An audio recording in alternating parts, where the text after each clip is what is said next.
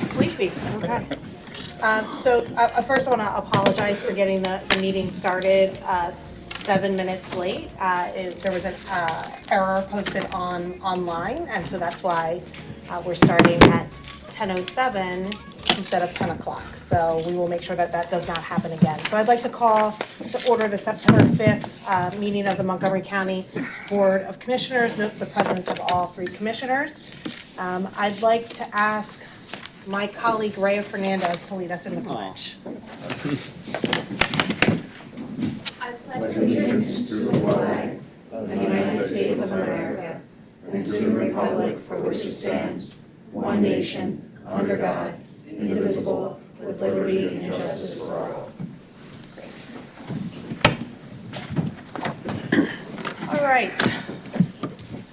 So last week, we gathered with childcare providers from across the county to celebrate the $3.5 million investment the county is making directly towards our childcare centers.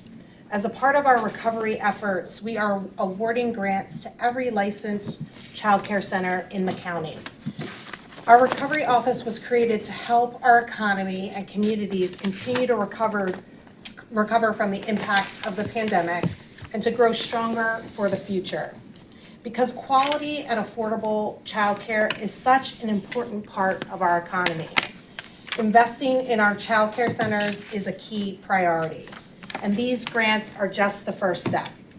Montgomery County is exploring and investing in innovative ideas to sustain childcare and early education for the medium and long term, as well as to fill in gaps where services and support don't already exist. This includes a program that pioneers childcare funding and job readiness support for single parents. It also includes a program to provide childcare access to families recovering from domestic violence. We hope to share the results and successes of these programs in the near future. At the past couple of meetings, we have encouraged county employees and members of the public to donate to our annual back to school drive.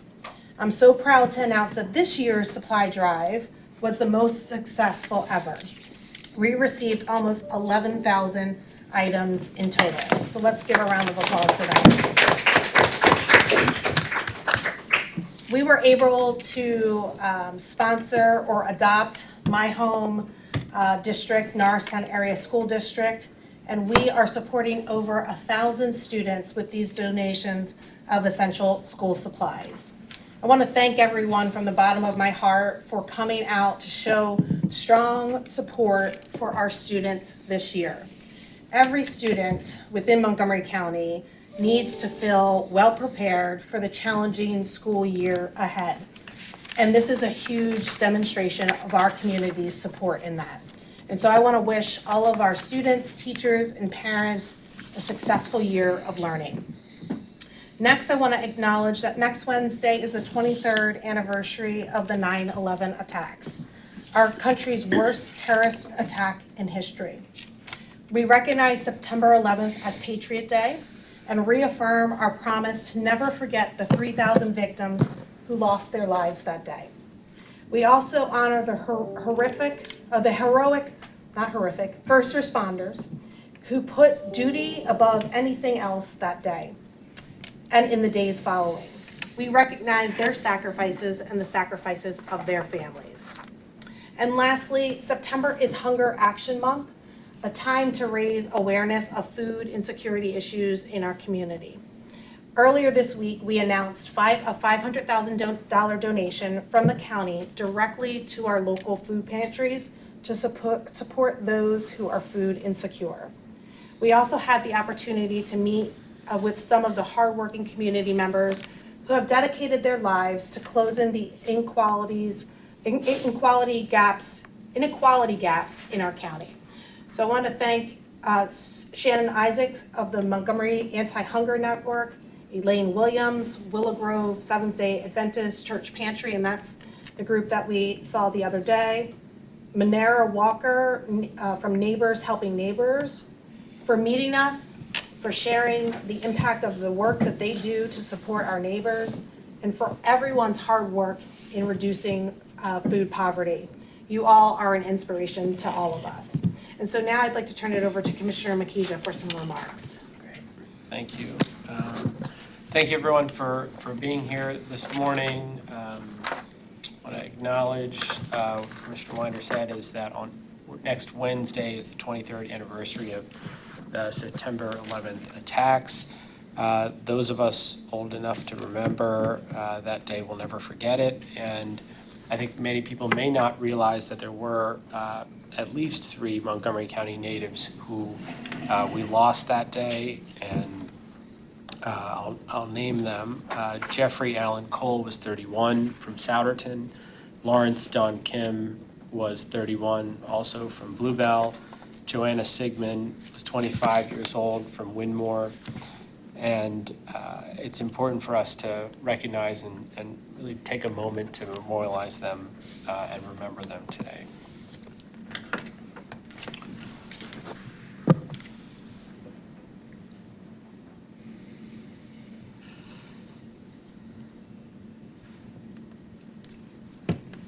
I also want to recognize that Commissioner Winder noted a number of actions that we took this past week.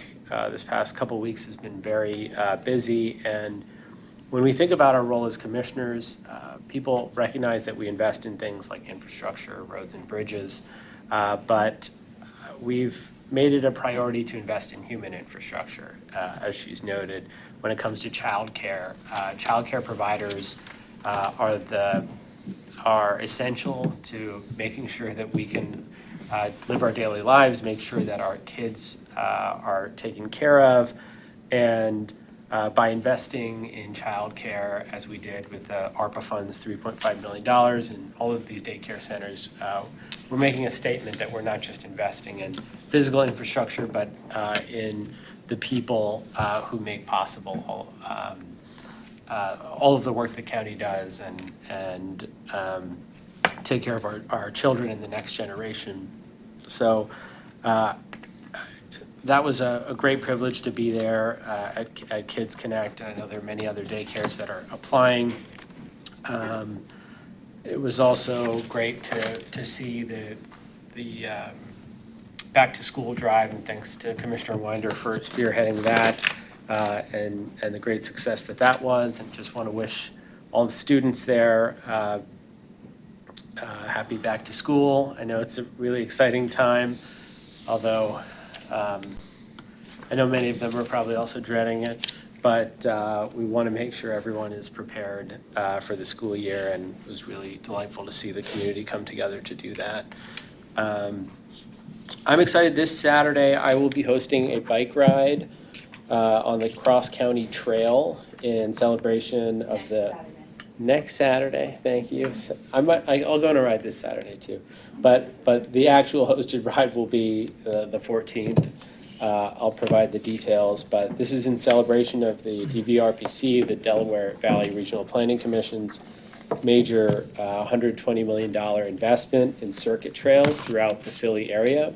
So the goal there is we're going to have 800 miles of trails across the counties, and that's funding that we actually got through the bipartisan infrastructure bill, which many people haven't recognized, but is going to make a significant difference in quality of life here.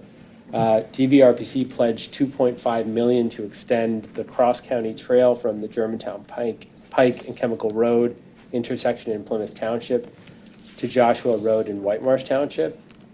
The project's going to include a pedestrian bridge over Germantown Pike, and so we're going to ride in that area, and the ride's going to start at 9 a.m. on Saturday the 14th at the Cross County Trailhead at Germantown Pike. It'll go out about 6 miles out and back on the existing Cross County Trail. For those of you who want to join, please bring your bike, a helmet, and any beverages of your choosing. Mr. DeBello, any beverages of your choosing. And it is not a race, let me just emphasize, and even if others might turn it into a race, please ride at your leisure. And, it's just a good time to remind everyone that the Monco Trail Challenge is going. So it began in April, and you have until December 2nd this year to explore as many trails as you can. So please check that out on our website, the Trail Challenge, and it's a good way to explore the entire county and everything that we offer. And this really is one of the most popular things that is part of the county operation, our parks and trails and the network that we have supported over the years. So hope everyone can take time to enjoy those. So the last thing I'll just note is a couple of things on elections. We're going to have an election board meeting, so you'll hear a little bit about that, so stick around. We have an announcement about, we plan to double our voter satellite offices, or at least the proposal is coming before us. And I expect it to pass, but we're also increasing the total number of drop boxes. So we're going to hear about that later on in the election board meeting.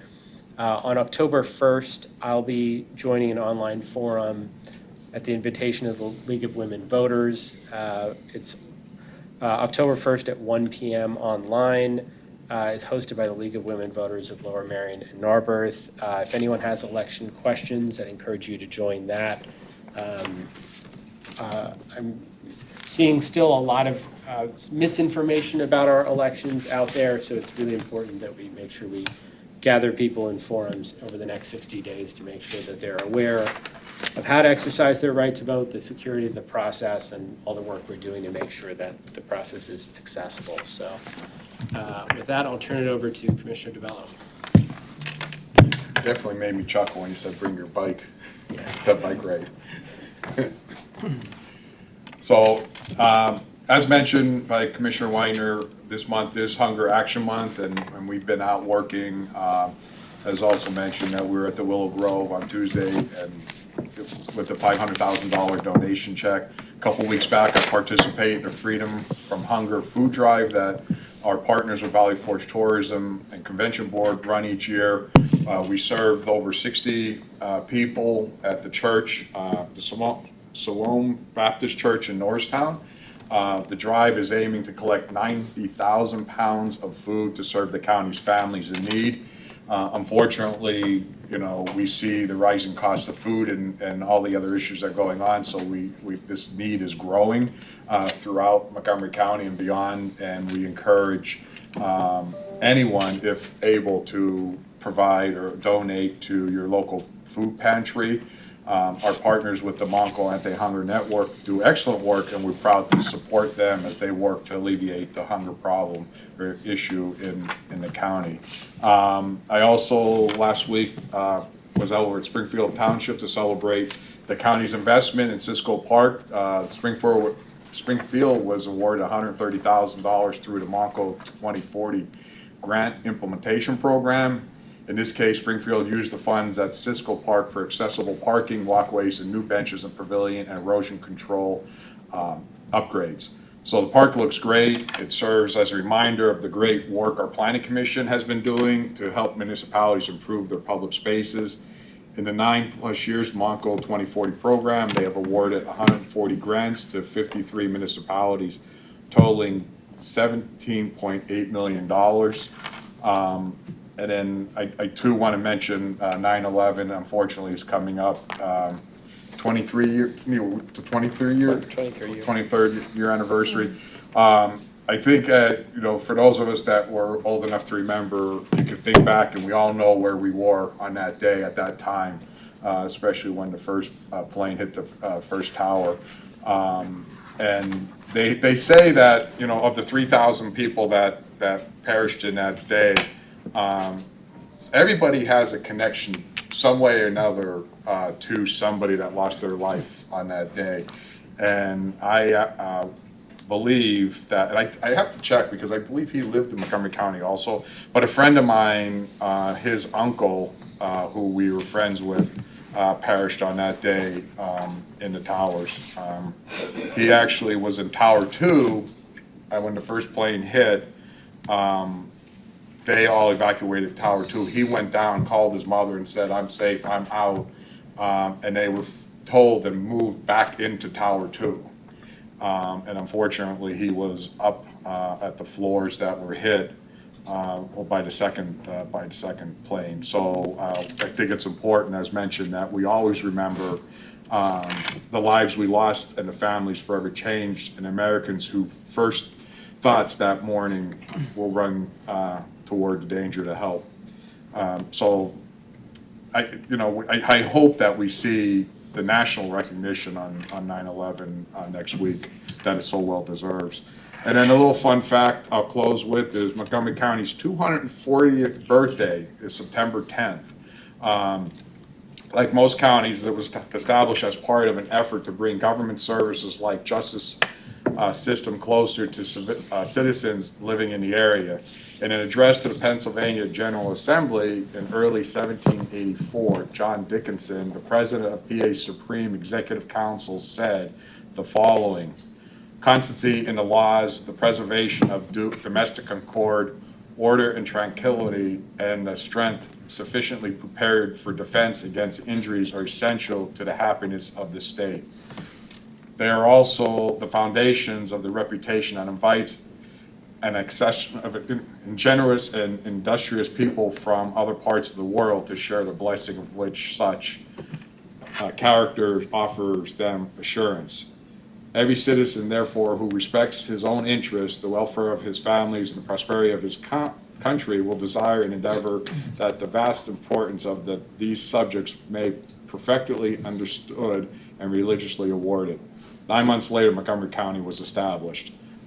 His focus was likely on the legal system, when he said, "But there are plenty of common threads that are upheld in our daily work today, 240 years later." So I just want to point out that on September 10th, Montgomery County turns 240 years old.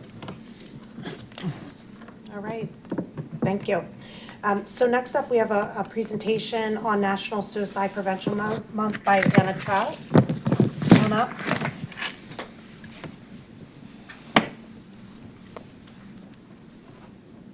All right, thank you so much to the Board of Commissioners for having me here today.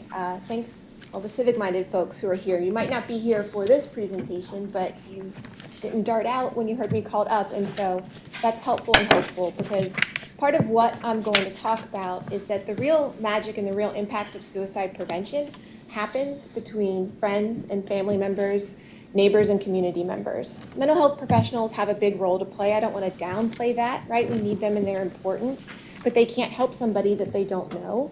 And if we don't have people who believe in us and who are curious about us and interested in us, it's hard to find a reason to feel like we want to live another day. And suicide prevention really is not just about stopping death, it's about reasons to want to wake up the next day, right? So my name's Anna. I'm from the Department of Health and Human Services here at the county in the Office of Mental Health. And I have the privilege of helping to oversee the coordination of our Suicide Prevention Task Force, which includes a lot of folks from the county, but also a lot of people from the community. We have teachers, educators, police officers, attempt survivors, and family members. Statistically, we know someone in this room has lost somebody to suicide, somebody you knew, probably somebody that you loved. I also know more than one person in this room at some point in time has wanted to die or made an attempt to die. And maybe your friends and family know, or maybe you woke up the next day and you didn't tell anybody about it. And I don't know you and I don't know your story, but please believe me when I say I'm glad you're still here today. So I want to give you just a little bit of a snapshot of what does suicide loss in this county look like. Before I do that, before I go to the data, I want to be super clear. These data represent real people, real lives, real neighbors, right? Real families who lost someone and are grieving, were grieving and are still grieving. And so I don't ever want it to feel disrespectful when I say a 1% increase, a 15% decrease. We're talking about real human beings, but the hope is the more we understand, the bigger impact we can have and the more lives we can save. Am I able to move? Oh, perfect. So we're very fortunate to have an incredible relationship with our coroner's office in this county and get data pretty much as close to real time as you can. If we were waiting for CDC data, we would be years behind and wouldn't be able to adapt our intervention efforts as quickly as we do.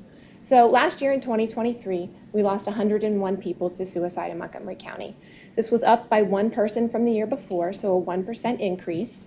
It is still down from a very rough year that we had in 2019 when we lost 120 people. And we remain below the Pennsylvania rate, right, in Montgomery County. The age group that we are losing most frequently to suicide are elders, are 65 and older. It's interesting because historically that has been the group most at risk. And then after 2007 and the recession, baby boomers became more at risk. But now baby boomers and people over age 65 are the same group. So they are now two high-risk groups that are the same people. So we really need to look out for our older folks. We saw minor increases in the age ranges listed there, 22 to 24, 35 to 44. And we saw decreases in our younger folks. Even the loss of one life of a young person is one too many, but we did see decreases, which was great, as well as in the 25 to 34 age ranges. Our youth suicides remain low, like I said. What we need to keep in mind with the youth, though, are how many attempts that we don't know about, right? Youth who are suffering and having a hard time, and maybe they don't die, which is great, but it doesn't mean that they're okay and they don't still need help. We lose more men than women. That's on match with the national trend. The peak for male suicides tend to be in January and February, and women tend to peak in May. When we're looking out for our young people, it's really around the transitions to school, September and October, and then again in January. And when it comes to preventing suicide death, we really need to be aware of, are there firearms in our home and somebody who is suffering? Can we put a lock on it? Can we put it in a gun case? Can we take it out of the home for a few weeks while that person gets some help and gets better? So overall, what does this data tell us? It tells us, one, it is a good thing to be below the national and state rates. We're doing something in Montgomery County that's working. We have something protective here. On the other side of things, though, it also lets us know there is nobody who is at no risk. There's no such thing as a person who would never kill themselves. We don't have to worry about them. So when it comes to looking out for each other and when it comes to services and supporting each other, suicide prevention is for everybody. So people want to help. How do you help?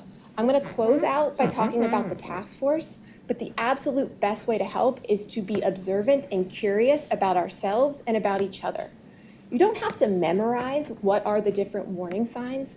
The best thing that you have is your own human instinct. Everybody at some point in time has felt ashamed, alone, scared, or sad, and you can extrapolate out what does that feel like when it doesn't go away, right? But just to keep in mind, when we talk about warning signs, you have your verbal clues. People saying they want to die, or pretty soon you won't have to worry about me, or could you take care of my beloved cat? What do those things mean? This should prompt us to say to them, what do you mean by that? I want to take you seriously. I want to be helpful. Behavioral clues. This is, again, trust your instinct. What's different for that person? Sleeping too much or too little? Suddenly angrier than they usually are? More withdrawn, right? There is the sudden upswing after a period of sadness. We want people to feel better. It usually does not happen overnight. So if you notice that in someone, that is a reason for concern. The next warning signs are situational.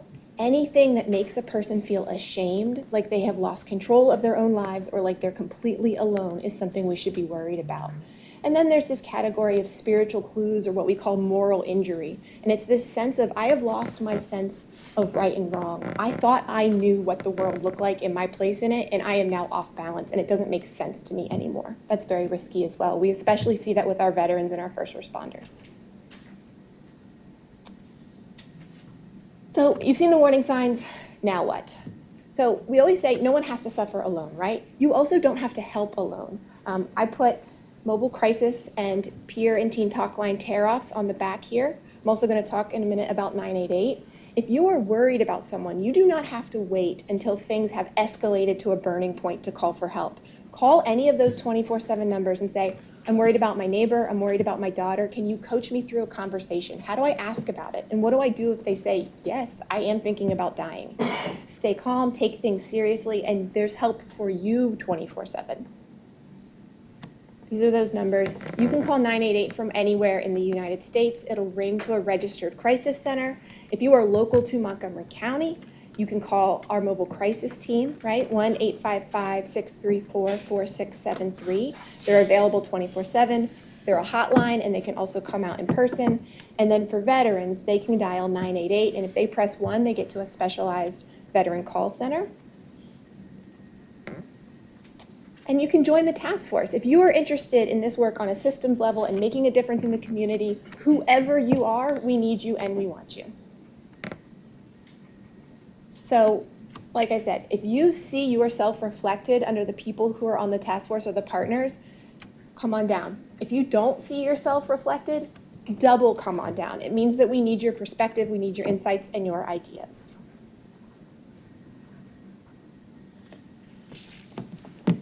And so just to give you a sense, some initiatives that are happening. We have a pinwheel project.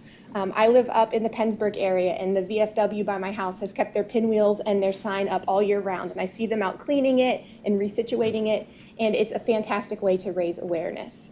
And so it's a sign that has the 24/7 number, and then it's pinwheels to represent the lives that are lost. The Prothonotari's office here at the county did a Cards of Hope campaign for folks that they serve. We do training and education. We're doing movie night in the park with Lower Providence. There's the Peyton Hart Project. If anybody knows how to crochet, I would love to hear from you. We have a bingo night coming up. We have grief support, both through the coroner and mobile crisis, and we have a subcommittee to the task force run by moms who've lost their children, and it's for other family members to join. And then in 2 weeks, you're going to be hearing from my colleagues specifically about all the great stuff they have lined up for Veterans Suicide Prevention Week. So if you think something's missing, or if anything there really sparks something in you, please email our task force co-chair, Siobhan. Her email is right there on the slide. And this is just a look at what the sign for the Pinwheel Project looks like. We still have some kits available, so if you happen to be here from a library or you run a business and you have a little space out front and you wanted to put it up, please feel free to contact Siobhan and we'll get you a kit and help you get all set up. And that's really all that I had to say. I think the biggest takeaways when it comes to suicide prevention is that when we look out for each other, when we pay attention, when we look out for ourselves and we take it seriously and we stay calm, there's a lot of hope and there is a lot of help. And please never hesitate to call any of those numbers there. Thank you for your presentation. And, you know, it was interesting, I was talking to the coroner recently, and she had shared just the number of seniors that have committed suicide, unfortunately. And it's just, it's unfortunate anyone that's in a situation where they feel the need to take their lives. Just want to make sure that they know that there are resources and places that can help. So thank you for bringing awareness to that. I think we are planning pinwheels on Friday, tomorrow, on the courthouse lawn. So look forward to participating in that. So thank you for being here. Any other comments? I just want to make a quick comment. Thank you for everything that you're doing and everyone that's involved.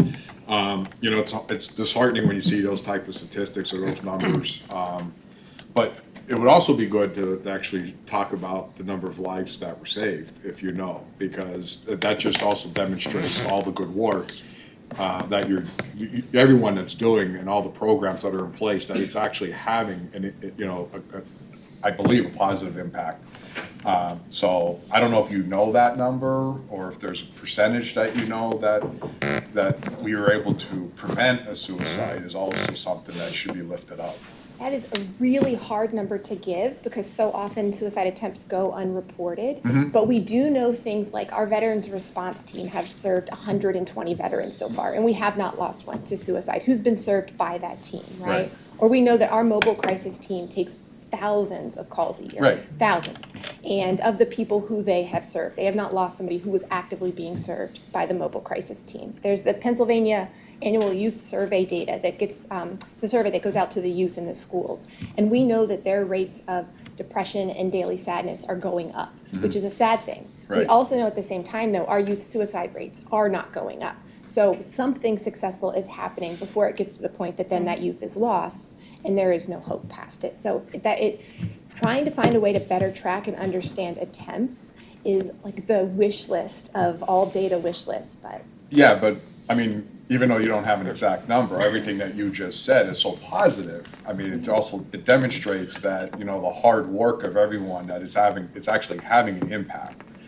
So even though we lost 101 people in 23, you know, that number could have been a lot higher if we didn't have all the services and all the people dedicated to being there when they got that phone call. So I just want to, you know, point that out and say there is a positive with everything that's going on with this. absolutely. So thank you. Yep.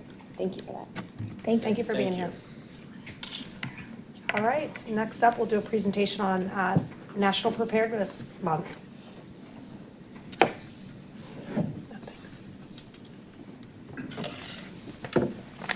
Morning, everyone. Thank you for being here. Morning, Commissioner. Sure. For everyone that doesn't know me, my name is Brian McCown, and I am the interim director for the Montgomery County Department of Public Safety. I'd like to thank the commissioners for having me here today to speak on such an important topic of emergency preparedness. So once the presentation begins, what you'll see scrolling is pictures of actual incidents located throughout Montgomery County over the past few years. This is just a reminder that emergencies happen everywhere, including in your own backyard, and often when you least expect them. September is National Preparedness Month, an annual campaign focused on reminding everyone that preparing for emergencies and disasters can keep you, your family, and your community safe. This year's theme is Start a Conversation. This week also marks the 3-year anniversary of Hurricane Ida's arrival in Montgomery County. And there's perhaps no better recent reminder of the importance of emergency preparedness than that. Unfortunately, it's not a question of if we will experience another storm like Ida here in our county, it is of when. So what is preparedness? Put simply, it's thinking about what types of hazards might affect you and your family and taking some steps and time to protect yourselves and your property. Now, while at the Department of Public Safety, we have thousands of pages of plans that lay out procedures for responding to dozens of types of emergencies and disasters, we certainly don't expect everyone to be that thorough. Here's a few easy things that you can do. First, start a conversation with your family. Talk about hazards that might affect you at your home, where you work, and where you go to school. Weather-related hazards like floods and winter storms often come to mind and are an excellent place to start. However, don't forget about human-caused emergencies like hazardous materials releases, major traffic accidents, or active shooters. Second, discuss how you will stay informed and research available resources. You can sign up for Ready Monco, our county's emergency notification system, at readymonco.org. Many apps offer weather alerts, and your child's school or your workplace may have a system that you need to opt into in order to receive messages. Third, talk about where you'll go during an emergency. This might mean staying put or sheltering in place, at home, work, or at school. Or it could mean evacuating to another location, either near or far. It will of course depend on the type of emergency, like a tornado warning, which will send you to the basement, while a flood warning will keep you high up and out of harm's way. Fourth, consider what you'll need to take with you. While a standing emergency kit is ideal, we realize that creating and maintaining one is often expensive and may be unreasonable with items that are either perishable or have an expiration date. However, creating an emergency list is a great step to take to ensure you'll grab all the right things when the time comes. Emergencies and disasters are typically extremely stressful, and usually there won't be time to brainstorm all the things you'll need to function for a few days. This list will help you pack all of the essentials quickly. Finally, talk about how you'll communicate. If your phone is lost or destroyed, do you know your email password so you can log in from a library or friend's computer? Do you have key phone numbers memorized or written down so you can make contact with a family from a borrowed phone? These are just a few simple ideas and thoughts that you can utilize to help you and your family stay better prepared. And it all begins with starting a conversation. Up on the screen now are some resources that you can reference to get more information, including the county's Ready Monco website at readymonco.org, and also the U.S. Department of Homeland Security Preparedness website, ready.gov, and then a reference to September's initiative of Start a Conversation there at ready.gov/September. The U.S. Department of Homeland Security's website has a ton of great resources for putting a plan together in multiple languages, ideas for kits, and other resources that help you down that path if you're looking for some guidance. I want to give a big thank you to Todd Stieritz, who's our Deputy Director for Public Affairs for the Department of Public Safety, for putting this information together, and for having me here today, Commissioners. We hope everyone in Montgomery County can at least take a few minutes during the month of September to become better prepared, and if nothing else, start a conversation.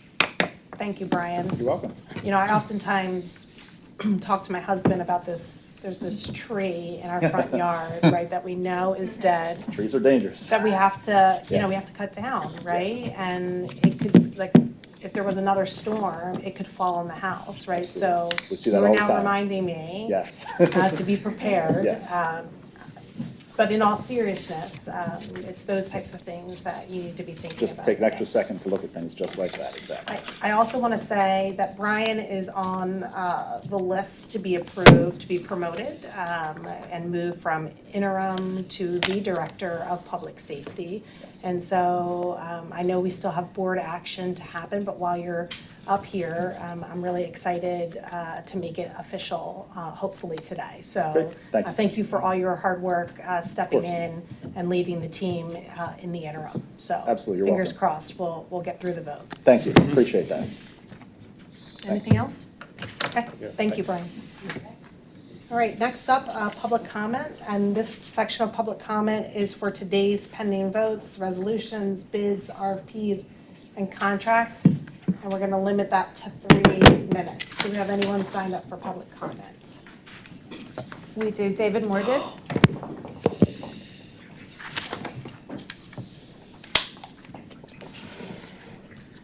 Good morning, Commissioners. David Morgan from Ambler. I'm thankful that we did hear about the Planning Commission budget last meeting, and I'm glad for that transparency goal. And so I'm interested, though, some of the items in that presentation relate to Ridge Pike, and what comes to mind is assets and infrastructure. So I think, what about the assets and infrastructure budget? What can we see are the items that are going into that large part of spending? Because as I'm here as a taxpayer, wanting to know how we can deal with it. Now, that is listed, going to the specific items today for votes. Assets and infrastructure items are what, in Exhibit B, 1, 2, 3, 4, 5. So those 5 are in that category. So in the presentation last week, I was thinking to myself, planner's plan and the execution of maintaining of assets and infrastructure is in a different category, buildings, and includes trails too. So part of these today are about, let's see, it's office furniture, there's engineering services. So just to make sure that we taxpayers know all the spending, where it is, if it's assets and infrastructure correctly. The Planning Commission budget also has part of, in the general budget for salaries, I understand. I asked Mr. France about that, and he sent me an email saying there's $6 million or so for that. And then I have a question also about, in understanding these things, looking up on Storybook was mentioned. Now, I went to the computer and tried Storybook, and I couldn't find too much going with that word. So maybe there's another section or button we can hit so we can see all of the expending. I'm also concerned about the spending coming up, because we have just paid school taxes. We're looking forward to November, knowing the new budget for the new year and how much up or down our costs might be.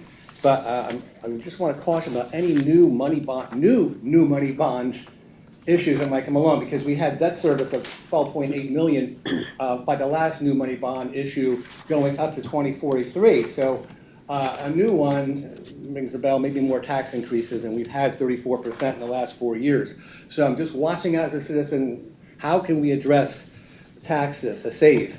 And as you recall, in the beginning of the year, I cited this article in the Reporter about Bucks County commissioners declaring that there are no anticipated tax increases till 2030, which is, I have a copy if you want to see that later. So that would be wonderful if we can keep it going, so it would be no tax increases. Maybe finding $30 million, as I mentioned, in savings somehow along the way, so that we can keep the 30% not translating to a 13% increase we just saw. Then also another thing is human resources mentioned in later on in these numbers, numbers 7 and 8, and that term is concerning to me. I mentioned before, I like the term resourceful humans, or even better, the term personnel, because it's more personal. So when we talk about humans as resources, we wouldn't want to call our child a human resource, or a maid a human resource, or anybody else we know, I think. And so if we can think about language use, I'll talk about that more in my other comments coming up. Thank you, Mr. Morgan. You're welcome. That's it for comment. All right, next up, I want to move to approval of the minutes. I'd like to make a motion to approve the August 15, 2024 minutes of the Montgomery County Board of Commissioners meeting. Is there a second? Second. Seconded by Commissioner DeBello. Any board comment? Hearing none, all in favor? Aye. Motion carries. Next up, I'd like to invite Catherine Halen up to review the personnel list. See, Mr. Morgan? Personnel. Hey, there we go. There you go. All right. Good morning, Commissioners. You should have in front of you the final copy of the Commissioners Department's personnel list. It is a 3-page document dated September 4th, 2024, with a timestamp of 12:08 p.m. These transactions have been reviewed by management and are now presented for your consideration. Great. I'd like to make a motion to approve the September 5th, 2024 personnel presentation as given by Ms. Catherine Halen. Is there a second? Second. Second by Commissioner Makisha. Any board comments? Moving to a vote. All in favor? Aye. Motion carries. Thank you. Next up, advertisement of bids and RFPs, Montgomery County Exhibit A. I'd like to make a motion to approve the advertisement of bids and RFPs for Montgomery County on attached Exhibit A. Is there a second? Second. Second by Commissioner DeBello. Any board comment? Hearing none, moving to a vote. All in favor? Aye. Motion carries. Next up, awards of contract, Montgomery County Exhibit B. I'd like to make a motion to approve the contracts, awards, amendments, and renewals for Montgomery County on attached Exhibit B. Is there a second? Second. Second by Commissioner DeBello. Any board comment? Hearing none. All in favor? Aye. Aye. Motion carries. Next up, awards of contract, Southeast PA Regional Task Force, Exhibit C. I'd like to make a motion to approve the contracts, awards, amendments, and renewals for Southeast PA Regional Task Force on attached Exhibit C. Is there a second? Second. Is there, seconded by Commissioner DeBello. Any board comment? Moving to a vote. All in favor? Aye. Motion carries. Next up, general public comment, limited to 3 minutes. This is focused on matters that are or may be before the Board of Commissioners. And all public comments must be relevant or germane to county business. Okay, first up, Carmina Taylor. Oh, Taylor, I'm sorry. It's okay. Where do I begin? Now? You can be, Okay, good morning, everyone. Good to see you, Tom. I wanted to introduce myself and my program in Montgomery County. My name is Carmina Taylor, and for the last 5 years, I've been facilitating the Montgomery County Cultural Proficiency and Equity Student Ambassadors Program. It's currently in 7 school districts in Montgomery County: Cheltenham, Abington, Norristown, North Penn, Hatboro, Horsham, Lower Moreland, and Upper Moreland. We focus on the tenets of cultural proficiency, social justice, educational equity, leadership, and citizenship. I am here today to let the Board of Commissioners know that our theme for this year is Why Leadership Matters. We are going to have a countywide equity summit at Norristown, Saturday, April 26th. I'm extending an invitation to the 3 of you because this year, as part of our projects, we have a school project where the kids infuse the outcomes of their belonging surveys that their schools administer to change or alter or improve the school culture. But this year we're adding a community project where they take what they're doing inside, bring it outside, and bring their community together. And I think it would be very, very important for us to all come together as a community at the Equity Summit. So I wanted to really express the importance of how you guys lead this county and how the students view you. So part of their assignments in between their in-person sessions will be watching your county meetings. So I hope that in the future we remain respectful to one another, respectful to leadership, because it's really important to be the standard bearer. They also will be reviewing or viewing their school board meetings as well as attending some.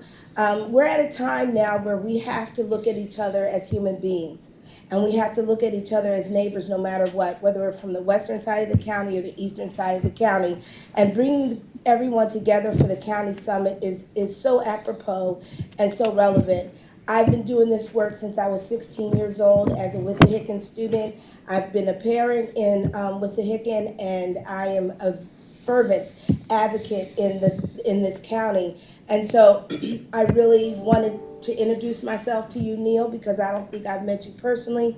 Tom knows me very well from his role and leadership at Springford, and Jamila as well. So I'm here for the duration, and I will formally email you guys a specific invitation to come to the summit. It's a good time to be leaders. It's a good time to share that with our students in this county.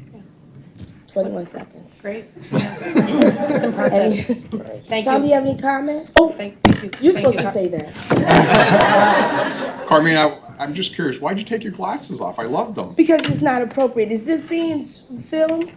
Oh, you look good. Because I don't think it would be appropriate for me to wear my sunglasses while I was talking. Well, they look good on you. Thank you. Well, I always enjoyed your Thank you. stuff that you did in the past, so I just wanted to make sure you said April.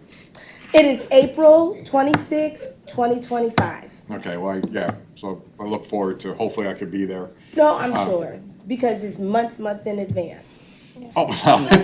No pressure. That's why I No came pressure, today. That's why I came And I think today. I think your students will be pleasantly surprised, because even though we may not agree on everything all the time, I think that the three of us respect each other and we enjoy working with each other, so I think that will come out And I as well. hope so. I mean, civil discourse right now is really, really important. And as leaders in the county, I think it's really, really important to demonstrate that, to agree to disagree. But no matter what, to expect the leadership that's in place, respect each other. And just remember, there's no I in team. I heard a lot of I's today instead of we's.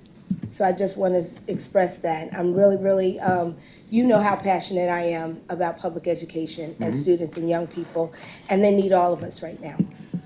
Thank you, Carmina. We'll look for that invite. And I actually had the pleasure of attending, I think it was this spring at Norristown Area High School and seeing that program in the works. I just sat in the background and just watched the students deliver on their projects. So quite impressive. And, you know, we need equity in all of our systems and structures. So thank you for leading the charge there. So we'll look forward to the invite. Thank Thank you. you for you. My being here. students are And it's on brilliant. the calendar.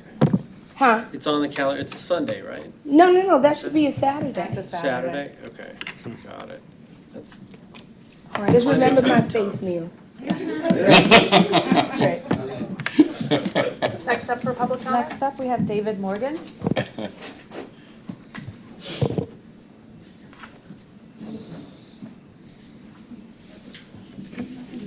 David Morgan from Ambler, and kind of going along with what we just heard from Ms. Taylor, is I'm bringing out, again, I talked about good outcomes last meeting, and I talked about the 4 sources the county can promote, like pregnancy resource centers when it comes to birth success.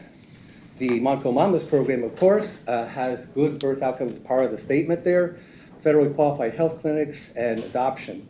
So I'd like to continue to expand on that today, mentioning that human beings are very worthwhile. We're finding that the unborn child gets marginalized a lot. There's talk about reproductive rights, et cetera, but what about the rights of the unborn child?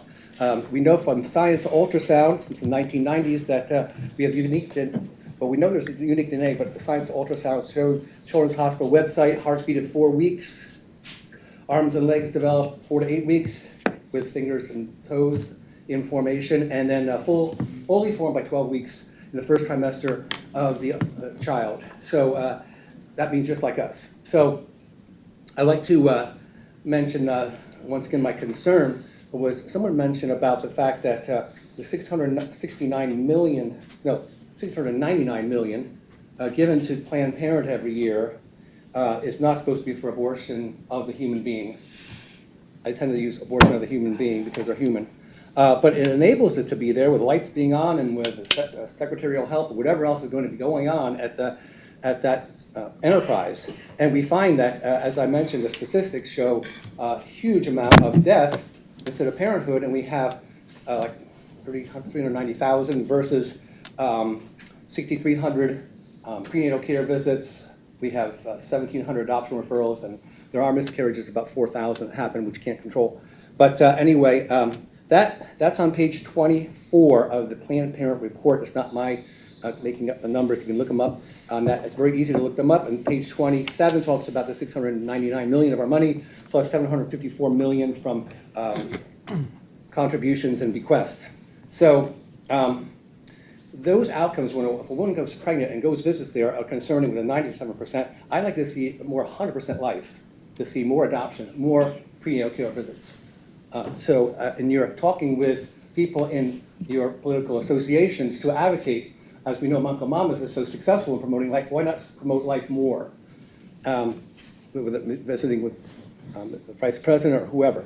And so looking for Where the Parenthood. And then we have a person who's done really well, the 7-month pregnant archer in the Paralympics, Jodie Grintham. We have new things we could do in the county too, is have safe haven, if we don't have it yet, boxes. If someone has a baby and they don't know what to do with it, or parking for pregnant moms, they can get closer to facilities, and that we're giving the utmost care to mothers and their children. That Thank we you, love Mr. Morgan. both, and that they're wonderfully made, as the Bible would say. Thank you, Mr. Morgan. I just so happen to be going tonight to a Black Maternal Health Summit. So I'm going there tonight. And I know that I personally have spent time really understanding the issue of a woman's right to choose and the issues that are affecting members of our community as it relates to maternal health. And so I just want to echo just my perspective is that, a woman should really be able to choose what they're going to do with their body and whether they want to start a family or not, or choose to go through having a child. So while I appreciate your perspective always, and that's the beauty of this dialogue, I just wanted to share that with the broader audience. So thank you. Thank you for your comments. Bye. Next up. Teresa Brown Paris.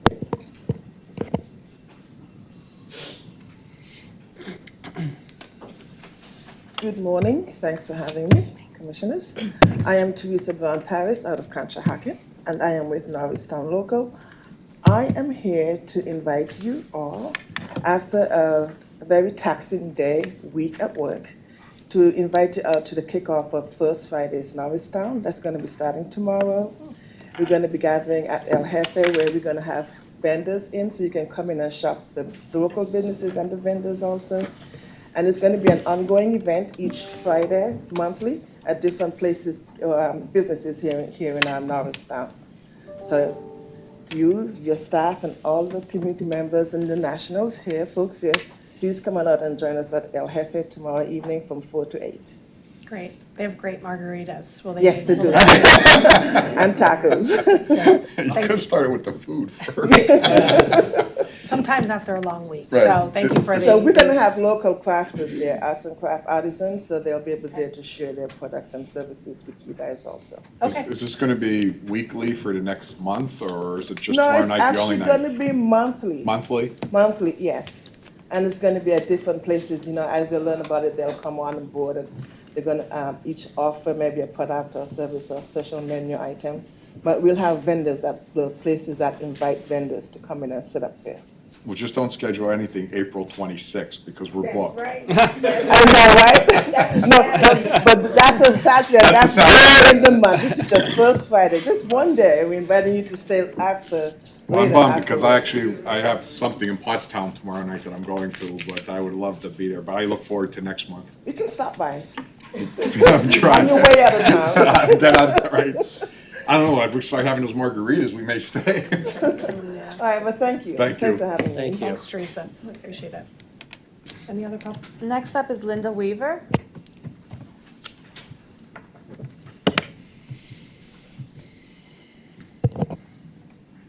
Good morning. Linda Weaver, Limerick Township. First of all, as a retired 41-year public school educator, I want to thank you for your investment in our greatest natural resources, which are our children. Thank you for your investment in their care, in their being fed, and I hope that we can do something to make sure we're investing in their safety once they're in the classroom. So thank you, and I hope we continue to see the kind of supports that you're giving to all of our human resources in Montgomery County. Thank you, Linda. Thank you. That's it for public comment. All right, any closing commissioner comments? I just have one I want to bring up. A couple weeks ago, I was up at the visit Camp Rainbow. I don't know if you're familiar with that or not, but it's a county-owned facility. And it's in a dire situation of the current state that it's in. I know that the county did an engineering study of the facility. They came back with recommendations, and I was really trying to figure out you know, what and how we could possibly do something there. It's a hidden jewel of Montgomery County. It serves so many students or kids from a lot of the area, but more importantly, it serves children from homes that are not necessarily able to send their kids to experience the camp environment, as well as it has tremendous positive impact on you know, our kids. They do 5 to 6 weeks a year, and they average about 60 to 70 kids per week, coming from, you know, actually a lot come from the Norristown area, which is, it's great that they'll be able to get there and experience it. I really didn't know how, a way we could potentially help them, but then this week I had a meeting, and I was getting an update on the ARPA funds and the $160 million that the county received from the federal government a couple of years ago, related to the COVID relief, I guess you would say.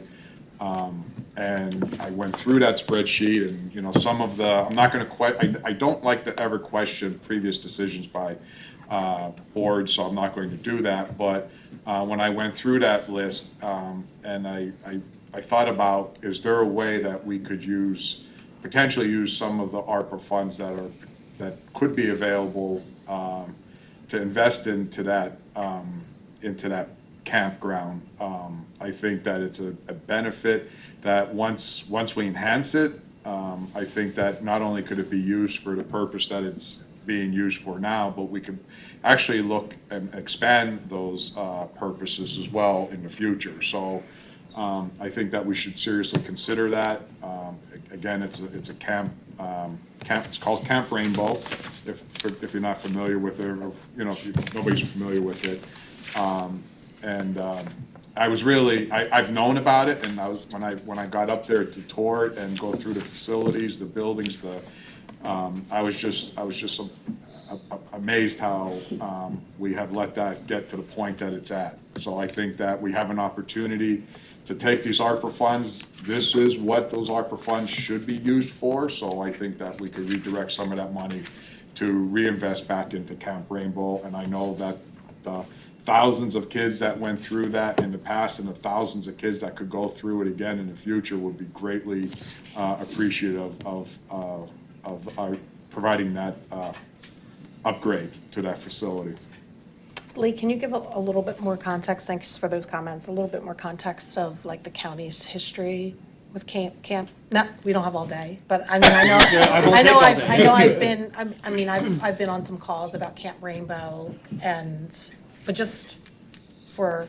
Yep, it's a large property the county's owned. I actually don't know when the county began to own it, but it's 70 years ago. Yeah, it's quite a long time, and the camp occupies it for the summer months of the year. We have the county staff, public property, and assets and infrastructure have maintained that camp for all of these years, and it's true, the infrastructure there is aging. I mean, it's old. They have always taken care of the life safety issues and made sure that camp is in as good a shape as it can be to continue to provide the experience that it does. We did commission an engineering study to get an assessment of all of the infrastructure there at the camp to understand what it would take if the decision was made to fully upgrade that facility. Everything on it is about the same age, so it's all aging out.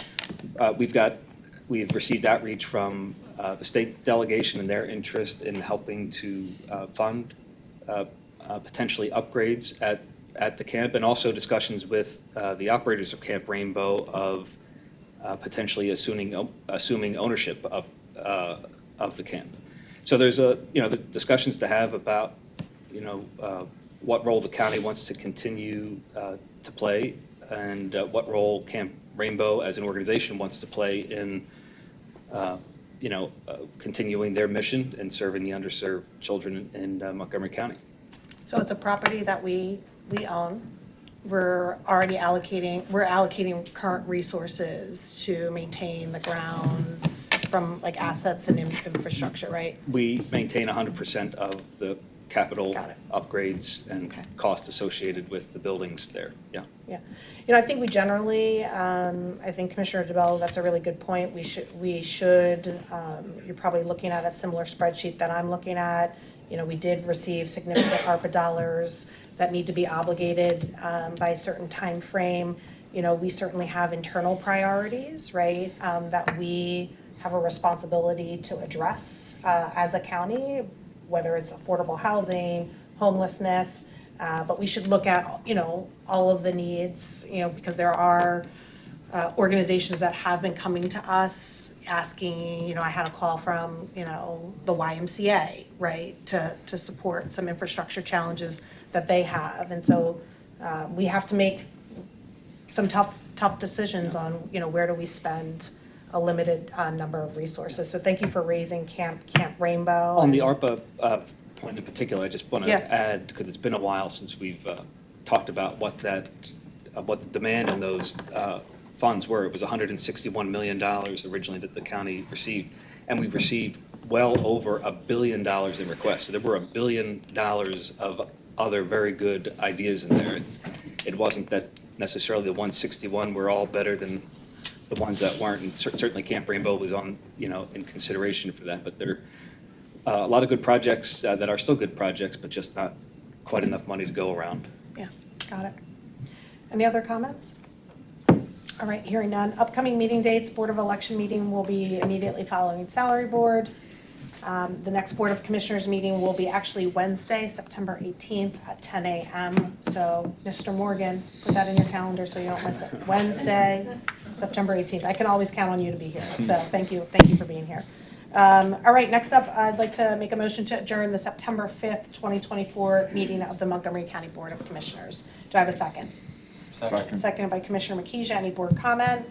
All in favor? Aye. Meeting adjourned. Next up, welcome our controller. I was just getting comfortable. Yeah. Morning.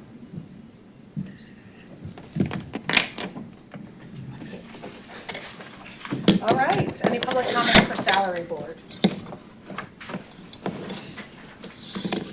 No? Okay, all right. I'd like to invite Catherine Halen up.